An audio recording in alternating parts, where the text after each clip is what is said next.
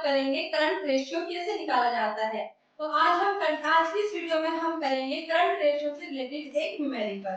तो चलिए देखते हैं। क्वेश्चन में हमारे से पूछा है कैलकुलेट करंट रेशियो। हमें करंट रेशियो निकालना है।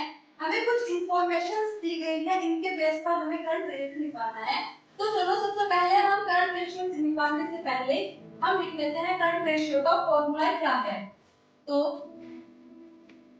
Current ratio is equal to current assets upon current liabilities.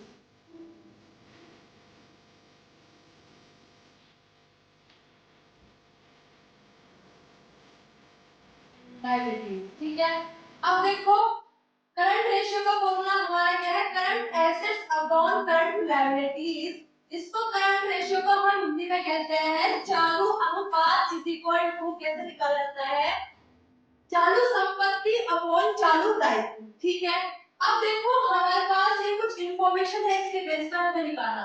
तो सबसे पहले हमें करंट रेशियो निकालने के लिए किसकी जरूरत पड़ेगी, यहाँ पर करंट एसेट्स की। अब सबसे पहले हम करंट एसेट्स निकाल रहे हैं इंफॉर्मेशन के बेस पर। करंट एसेट्स देख लो।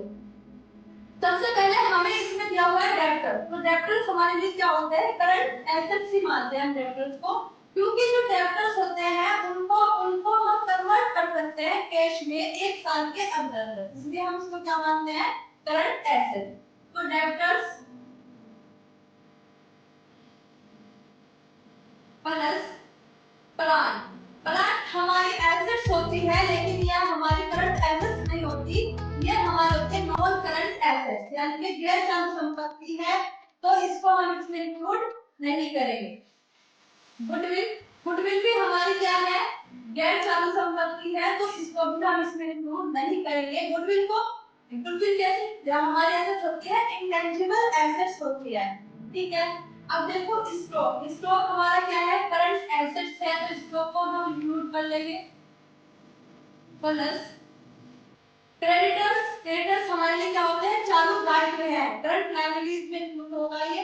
आउटस्टैंडिंग एक्सपेंसेस भी हमारी क्या है, लायबिलिटीज है।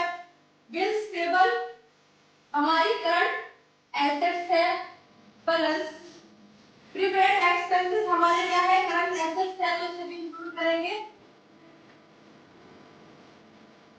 Prepaid expenses. अब देखो अमाउंट लिखते हैं इनकी, डेब्टर्स कितने दिए हुए हैं, 10,000।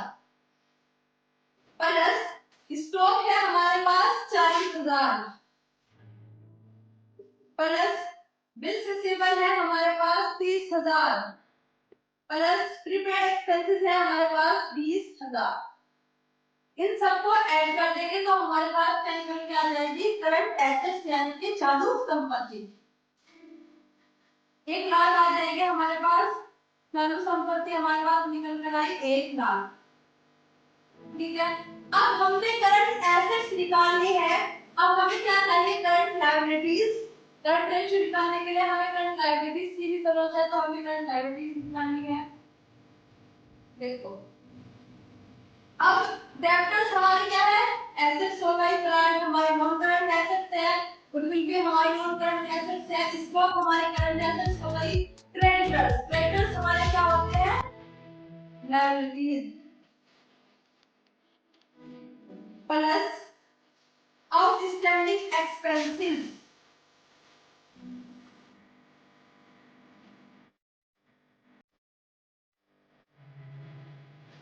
एक्सपेंसेस। ठीक है। अब देखो क्रेडिटर्स हमारे पास कितने हैं, 20,000 के हमारे पास क्रेडिटर्स है। प्लस आउटस्टैंडिंग एक्सपेंसेस है हमारे पास 30,000। इन दोनों को ऐड करके कितना आएगा, 50,000 हमारे पास निकल कर आ गई करंट लायबिलिटी।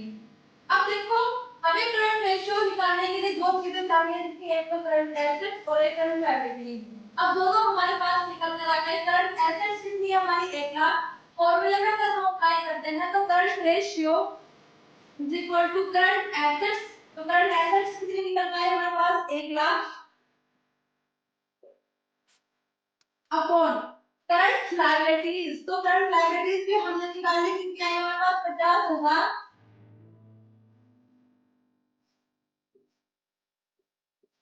तो करंट रेशियो निकल कर आ गया हमारे पास 2:1।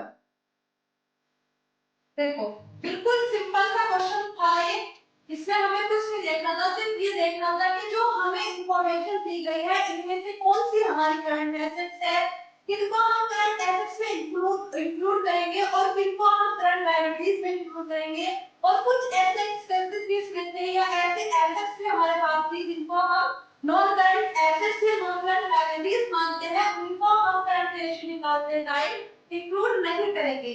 किस किस को यूज करेंगे, ओनली करंट एसेट्स और करंट लायबिलिटीज का ही यूज करते हैं हम करंट रेशियो निकालने के लिए। ठीक है, थैंक यू। आज की वीडियो में इतना ही। अगर आपको वीडियो अच्छी लगी तो please comment, like, share and subscribe. Thank you.